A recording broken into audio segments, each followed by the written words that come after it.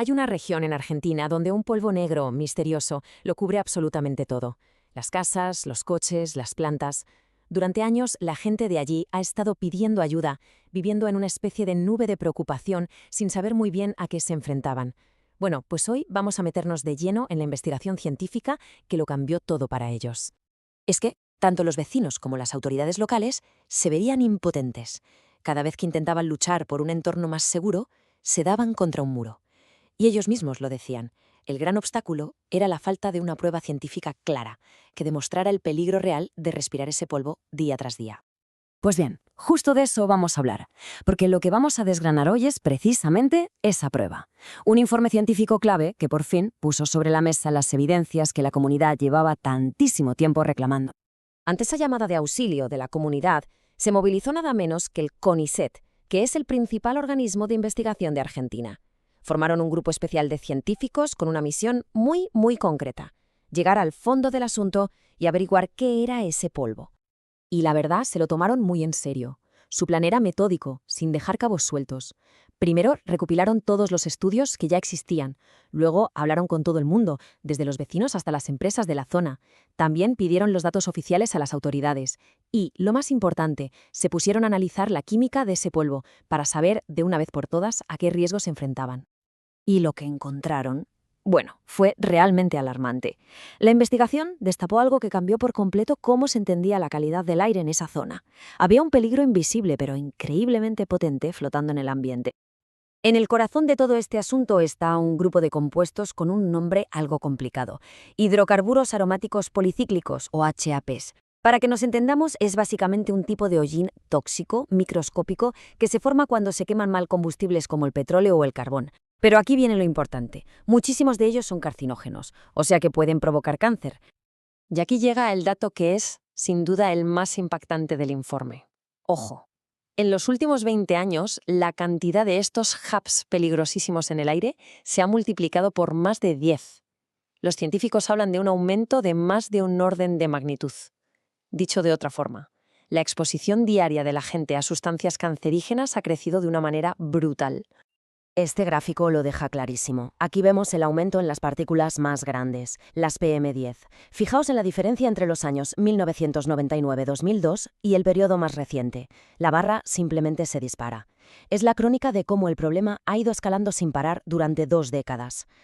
Y si eso ya parecía grave, la cosa se pone peor cuando miramos las partículas más peligrosas.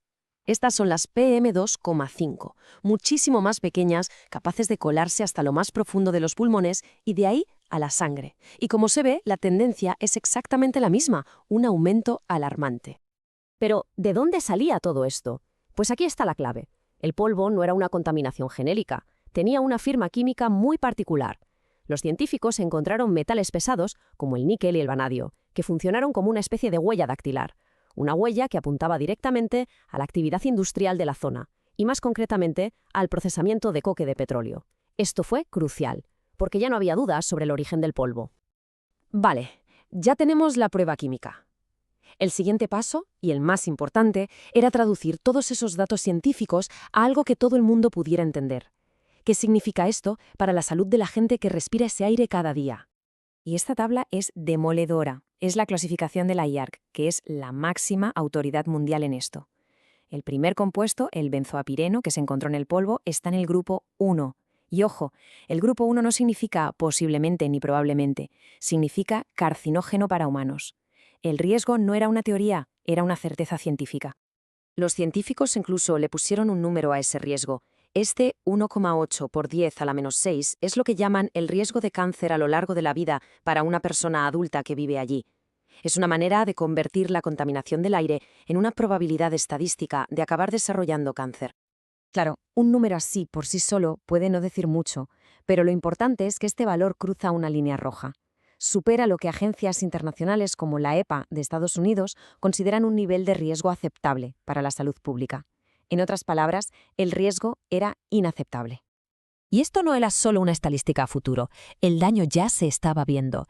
Años antes, un estudio ya había demostrado las consecuencias en los más vulnerables, los niños. Los de la zona industrial tenían más del doble de casos de asma, sufrían más crisis y en general su salud respiratoria era mucho peor que la de niños de otras áreas. Y aquí es cuando llega la pregunta del millón. Si la ciencia lo tiene tan claro y la salud de la gente está en juego, ¿cómo es posible que esta situación se haya permitido durante tanto tiempo? Pues la respuesta apunta a una serie de fallos en el sistema. Solo hay que ver esta comparación. Es que es brutal.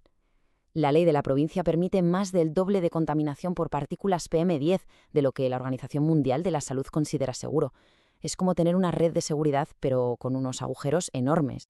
Y a eso hay que sumarle un problema grave de transparencia. El informe cuenta cómo el propio organismo del gobierno, que debería proteger el medio ambiente, no entregó los datos oficiales sobre la calidad del aire cuando los científicos se los pidieron una y otra vez. Se encontraron con un muro de silencio. En resumen, tenemos un sistema que hace aguas por todas partes. Leyes anticuadas, contaminantes peligrosísimos como los apps que ni siquiera están en la lista de sustancias a controlar, falta de acceso a la información y ninguna autoridad haciendo estudios de salud actualizados. Es la tormenta perfecta para que la crisis se perpetúe. Pero el informe no se queda solo en la denuncia, y esto es lo más importante. También pone sobre la mesa una hoja de ruta, una serie de recomendaciones claras y directas para arreglar el problema y por fin proteger a la comunidad. Las soluciones, la verdad, son de sentido común. Lo primero, actualizar las leyes para que cumplan con lo que dice la OMS. Segundo, empezar a regular los hubs y los metales pesados. Tercero, que todos los datos ambientales sean públicos y accesibles.